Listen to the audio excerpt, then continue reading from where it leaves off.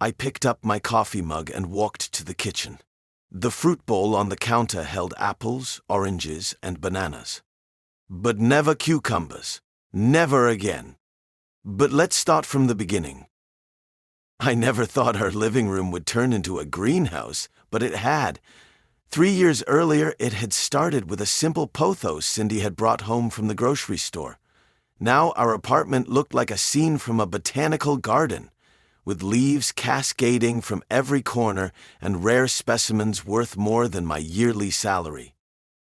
The prize of her collection, a large variegated monstera, dominated our living space. Its massive white speckled leaves stretched toward the ceiling, secured to the wall with specially installed supports. That plant alone had cost more than my first car. Next to it sat her prized bonsai, a twisted masterpiece she had spent months tracking down through some specialist in Japan. Every morning, I navigated through this urban jungle just to reach the coffee maker. Cindy was always up by then, misting her babies and checking each leaf for signs of trouble. The kitchen counter had become her filming station, where she created content for her followers about proper watering techniques or the latest rare plant auction she had won. I watched her flutter between the plants, adjusting grow lights and measuring soil moisture with her fancy meters. Her face lit up when she talked about node propagation or variegation patterns. She was in her element, and I couldn't help but smile, even as I dodged another hanging pot on my way to the couch. Sometimes I caught myself missing our old Sunday mornings, when we'd sleep in and make pancakes together. Those moments had become scheduled around her posting timeline and optimal lighting conditions for her video shoots. But seeing her succeed, watching her following grow into the millions, it made the jungle worth it, even if I had to share my wife with thousands of plant enthusiasts and an ever-growing collection of leafy roommates. I had learned more about plants than I'd ever thought possible. Words like fenestration and aerial roots had become part of my daily vocabulary. I was the designated heavy lifter when new specimens arrived, carefully carrying massive pots while Cindy directed me to the perfect spot, always based on humidity levels and light exposure. That meant nothing to me, but everything to her. And I accepted her. I really did. The only thing I struggled to accept was her best friend, David. That evening, I came home from work earlier than usual. The setting sun cast long shadows through the forest of plants, creating an almost ethereal atmosphere in our living room. As I hung up my coat, I heard Cindy's laughter echoing from the sunroom, that special kind of laugh she reserved for her conversations with David. I didn't mean to eavesdrop, but her voice carried through the apartment. She sat cross-legged on her favorite chair, surrounded by her prize monsteras and philodendrons, phone pressed to her ear. The plants seemed to lean in toward her, as if they too were hanging on every word. "Oh my God, you're hilarious," she giggled. "No one else understands my humor like you do." Another pause, more laughter. "You're the only one who really gets me, David." Those words hit me like a punch to the gut. I stood there, frozen between the snake plants and pothos vines, feeling like an outsider in my own home. The conversation continued for another hour while I pretended to busy myself with work emails. When she finally emerged from her plant sanctuary, I couldn't hold it in anymore. "Do you have to talk to him every single day?" Cindy's smile faded. "What's that supposed to mean?" "I mean, it's like David's living here with us. Every decision, every story, every moment, somehow, it all circles back to him." "You're being ridiculous," she snapped, adjusting one of her plant's leaves with careful precision. "David's my friend. He understands my passion for plants, my work, my goals, and I don't?" "That's not what I said." She moved to another plant, avoiding my eyes. "You're just jealous because I have someone to talk to about things you don't care about." I learned all the plant names. I helped build your social media presence. I rearranged our entire apartment for your collection. How is that not caring?" Cindy turned to face me, her expression hardening. "See? This is exactly why I need David. He supports me without making it all about himself." The weight of her words crushed me. Here I was, surrounded by the literal fruits of my support, being told I wasn't supportive enough. I felt small, insignificant among the towering plants that had taken over our space. "I'm sorry," I said finally, backing down like I always did. "You're right. I should be more understanding about your friendship with David. I'll try to be more supportive." She nodded, and we hugged. As I was holding her close to me, I realized how alone I felt in that moment. I spent weeks planning the perfect anniversary dinner at Le Petit Jardin, Cindy's favorite French restaurant. The place wasn't cheap, but I wanted everything to be special. I even coordinated with the staff to have our favorite flowers on the table, though nothing as exotic as what filled our apartment. We got seated at a cozy corner table with dim lighting and soft music playing. Cindy looked beautiful in her emerald green dress, her face glowing in the candlelight. For a moment, it felt like old times, before the plants and social media took over our lives. That feeling lasted about 5 minutes. Her phone buzzed the second we sat down. A small smile played across her lips as she checked the notification. I knew that smile. It was her David smile. "Sorry, just need to respond to this real quick," she said, fingers flying across the screen. One quick response turned into a steady stream of messages throughout our appetizers. Every few minutes, her phone would light up and she'd giggle at whatever David had sent. I tried engaging her about work, about her latest plant acquisition, about anything really, but her responses were distracted, half-hearted. She'd say, not looking up from her screen. "That's nice." The waiter came and went. Our main courses arrived. Her salmon was getting cold while she typed away. Something in me snapped when I heard that familiar giggle for the 20th time.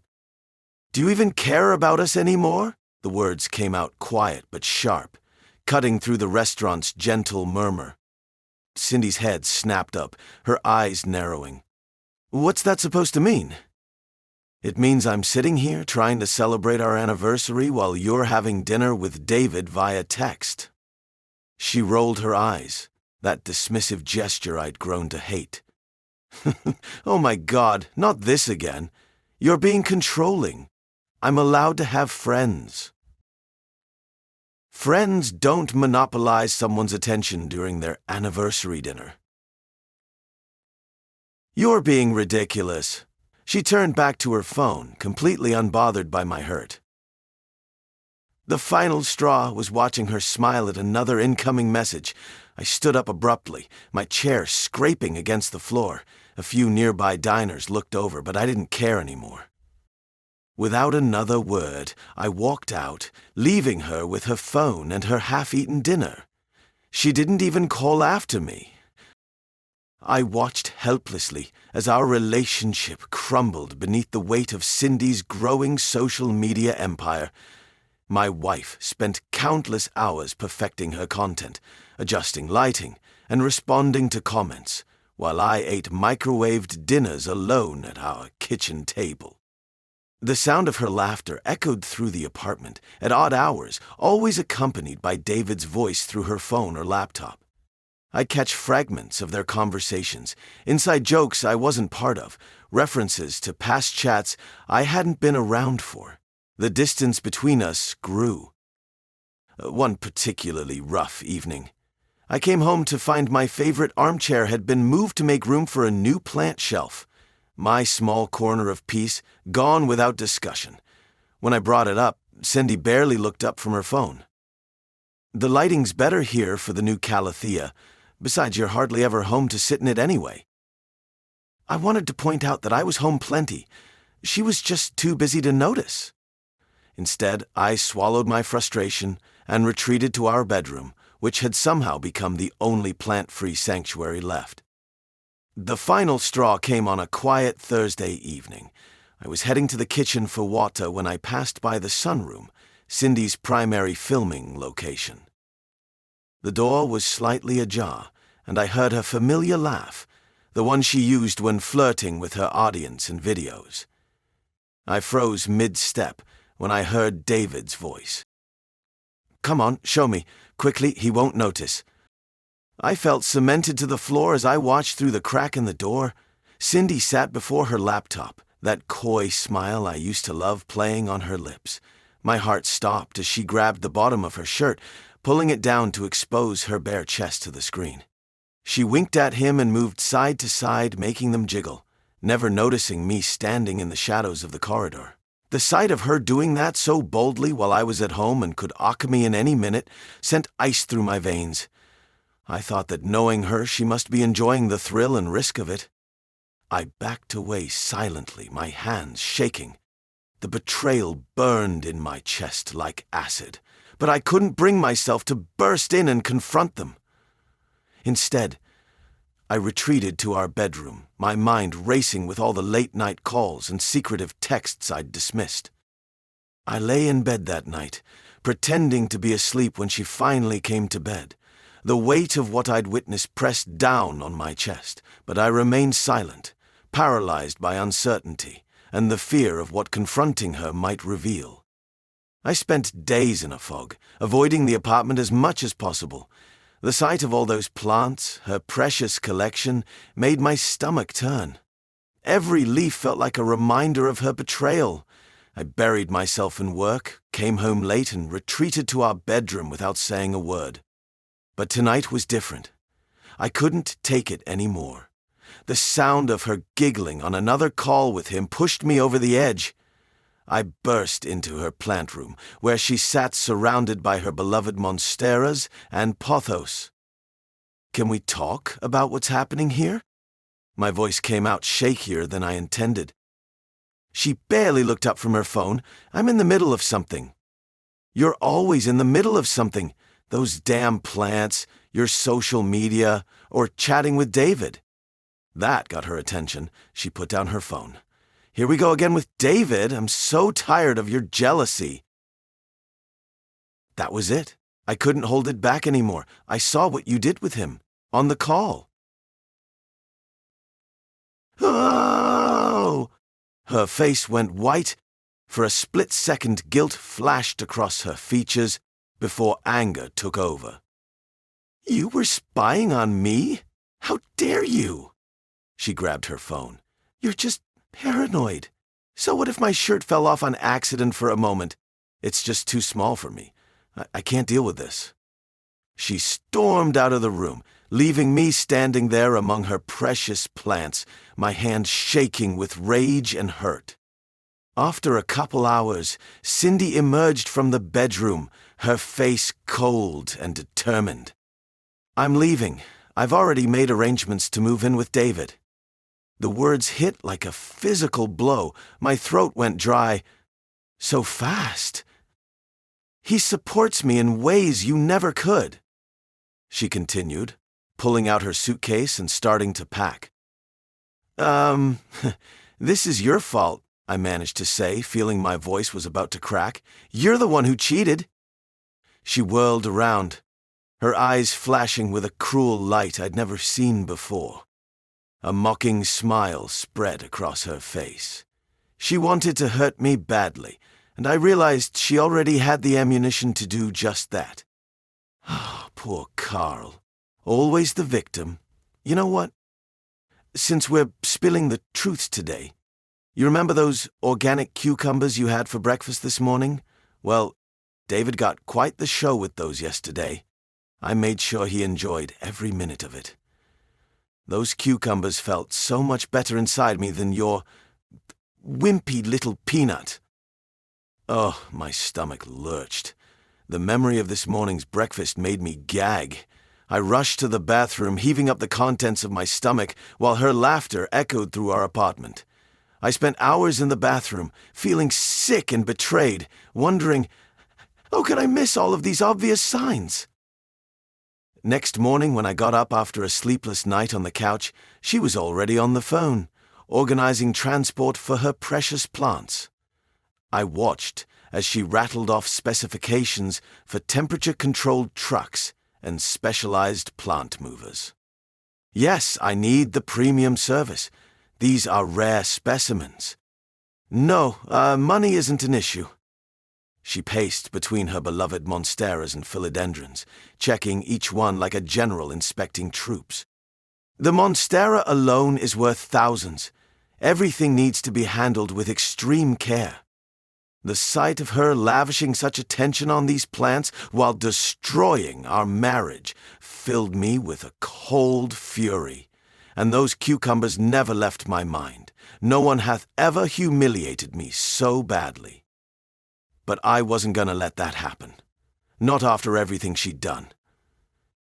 As I watched her fuss over her babies, a plan began forming in my mind. She thought she could just walk away with everything, humiliate me, and face no consequences. She had no idea what was coming. 3 days later, I sat in my empty apartment, scrolling through Cindy's Instagram stories. Her latest post showed her prize-variegated monstera already positioned perfectly in David's bay window. The sunlight hit its leaves just right, making them gleam like they used to in our living room. My thumb hovered over the screen, a bitter smile crossing my face. That monstera wasn't going to be that pretty for much longer. And Cindy was none the wiser. Last night, while Cindy, tired of packing her clothes and coordinating with movers, went to sleep, I had my own little gardening session. The bottle of industrial-strength weed killer from the hardware store sat heavy in my hands as I methodically went from pot to pot. The clear liquid disappeared into the soil without a trace. She didn't even notice when I helped her load the plants into the moving truck this morning, too busy texting David about their new life together, I guess. Her latest video showed her giving a tour of her Plant Paradise 2.0, as she called it. The comments section was flooded with heart emojis and messages about how she deserved better and found her true happiness. The cucumber's comments still burned in my mind. Every time I thought about it, my hand clenched involuntarily, and I felt like I was about to puke. But now, watching her carefully position each pot in David's supposedly perfect apartment, I felt a different kind of satisfaction. She had no idea what was slowly seeping through the soil, working its way into the roots of her precious collection. I closed the app and tossed my phone aside. It was time to enjoy dinner in my plant-free apartment.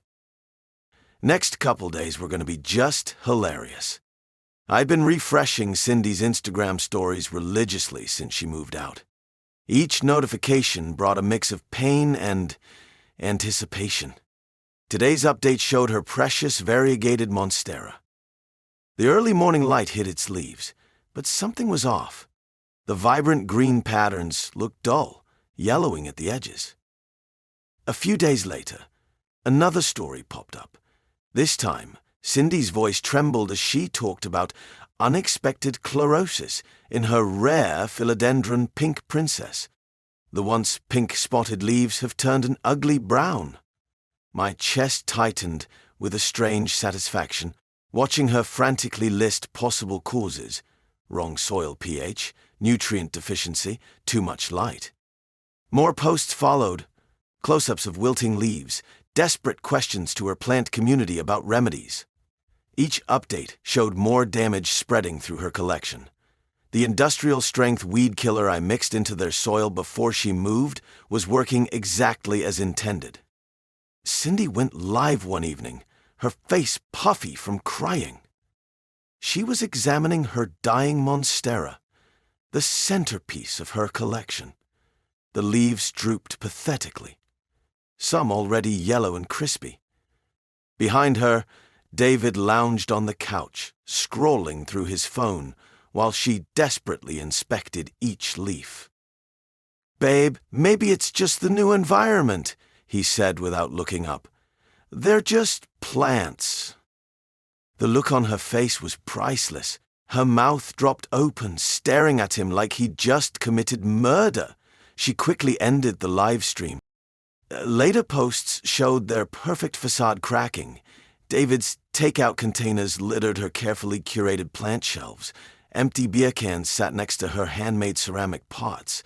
Her voice grew increasingly strained when she talked about adjusting to cohabitation.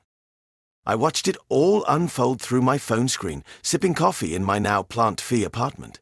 The humidity is gone, along with the jungle that once dominated every surface. Each notification brought news of another dying plant. The Japanese bonsai was gone. Her rare pink princess is now completely brown. The latest story showed her beloved monstera has finally completely collapsed, stems black and rotting at the base. Cindy's perfect plant paradise 2.0 turned into a graveyard, one leaf at a time. The comment section was filled with condolences and suggested treatments, but I knew nothing would save them now. I was mindlessly scrolling through my phone when Jade's name lit up my screen. I hadn't talked to our mutual friend since Cindy left, but her excited tone made it clear she had some juicy gossip to share. "Carl, you won't believe what just happened." Jade's voice crackled through the speaker. "David dumped Cindy." My stomach did a little flip. Sarah went on to describe how it all went down. Apparently, Cindy's obsession with saving her dying plants had driven David up the wall. She'd been spending every waking moment trying different treatments, soil mixtures, and remedies to revive them. "It's just snapped during this huge fight," Jade continued. "I told her straight up, this isn't what I signed up for," and walked out. I sat back in my chair, letting the news sink in. Sarah kept talking about how Cindy was falling apart, posting cryptic quotes about betrayal on her Instagram stories, between desperate pleas for plant advice from her followers. "She thought he was different, you know." Jade's voice softened. "She keeps saying how she can't believe she threw everything away for someone who didn't even understand her passion." I scrolled through Cindy's Instagram as Jade talked. There they were, post after post of her wilting plants, interspersed with black and white photos and quotes about heartbreak. Her latest story read, "When it rains, it pours. Lost in love, and now losing my babies too. Plant mom, heartbroken." Jade was still chattering away about how Cindy's perfect plant paradise 2.0 had crumbled, but I barely heard her. Satisfaction washed over me as I stared at those Instagram stories. Couple of months passed, and the engagement on Cindy's social media has dropped drastically. Her latest post barely hit 100 likes. Gone were the sponsorship deals, the collaboration offers, and the adoring plant community that hung on her every word. I watched her desperate attempts to recreate her former glory. Her captions grew longer, more personal, trying to spin a narrative about starting fresh, dealing with divorce, and finding beauty in simplicity. But her followers weren't up for it. They joined for a collection of stunning, rare plants, not for a couple of basic Walmart succulents that she got after the move. This small studio apartment she moved into after David kicked her out looked nothing like our old place. Through her sparse posts, I could see bare walls where hanging plants used to cascade. No grow lights, no humidifiers, no specialized plant corners. Just a few basic plants that even a complete novice could keep alive. And even those were abandoned eventually as she tried and failed to rebrand herself as a lifestyle influencer. Seems like her savings have completely ran dry with all of those moving and renting expenses, because Jade informed me that Cindy now has resorted to working at a local grocery store, the only job she could find with her lack of experience outside of social media. Seeing her empire crumble brought me a satisfaction I never thought possible. The queen of plants had fallen, reduced to shopping at big box stores like the amateurs she used to look down on. I spent the next few weeks transforming our apartment. Gone were the custom shelving units that once housed her precious collection. I tore down the grow light setup that had turned our living room into a greenhouse. The industrial-grade humidifiers that kept the air tropical, sold them all. Fresh paint covered the water stains on the walls. New furniture replaced the weathered pieces that had suffered through years of high humidity. For the first time since we married, I could arrange things exactly how I wanted. I now had space to keep my board games and books. Looking around at my reclaimed space, I understood how much I'd let myself shrink to accommodate Cindy's expanding world. I'd become nothing more than a background character in her fantasy, until even that role wasn't enough for her. I picked up my coffee mug and walked to the kitchen. The fruit bowl on the counter held apples, oranges, and bananas. But never cucumbers. Never again. Hey everyone, if you enjoyed the story, remember to like, subscribe, and comment on the video for more stories like this. Don't forget to turn on notifications so you never miss an update. If you have any similar stories to share, leave them in the comments and we'll make sure to bring them to life. Thanks for watching.